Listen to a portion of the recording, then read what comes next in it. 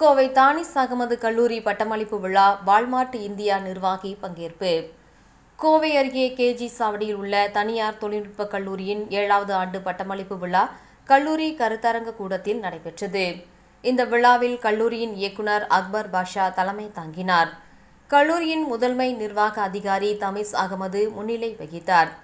கல்லூரி முதல்வர் பார்த்திபன் வரவேற்று பேசினார் மற்றும் விழாவில் சிறப்பு விருந்தினராக வால்மார்ட் குளோபல் டெக் இந்தியா நிறுவனத்தின் நிர்வாகி விக்னேஷ் பரமசிவம் கலந்து கொண்டு 82 மாணவ மாணவிகளுக்கு பட்டங்களை வழங்கினார்.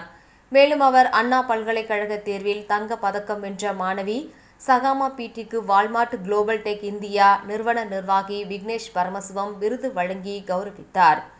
மேலும் அண்ணா பல்கலைக்கழக தேர்வில் சாதனை படைத்த மாணவ மாணவிகளுக்கும் விருது மற்றும் பதக்கங்களை வழங்கி பேசினார். அப்போது பேசிய அவர், இந்தியாவில் உள்ள 150 கோடி மக்களில் 4 கோடி பேர்தான் உயர்கல்விக்கு நுழைகிறார்கள். தமிழக பெற்றோர்கள் தங்கள் வீடுகளில் விவசாய நிலங்களை அடமானம் வைத்தாவது தங்கள் குழந்தைகளை படிக்க வைக்கின்றனர். பெற்றோர்கள் தங்கள் குழந்தைகளை நன்றாக படிக்க வைத்து ஏதாவது ஒரு நிறுவனத்தில் நல்ல வேலையில் சேர்த்துவிட வேண்டும் என்பதே குறிக்கோளாக கொண்டுள்ளனர்.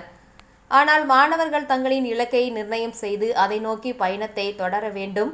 மற்றவர்களுடன் தங்களை ஒப்பிடுவதை முற்றிலும் தவிர்க்க வேண்டும். ஒவ்வொருவருக்கும் ஒரு தனி திறமை இருக்கும். அதன்படி அவர்கள் வாழ்க்கை அமையும். பெற்றோர்கள் தங்கள் விருப்பங்களை குழந்தைகள் மீது திணிக்கக்கூடாது. வேலையில் நல்ல வேலை, மோசமான வேலை என்றும் எதுவும் இல்லை. நீங்கள் எந்த வேலையில் இருந்தாலும் அதில் நம்பர் 1ஆக இருங்கள்.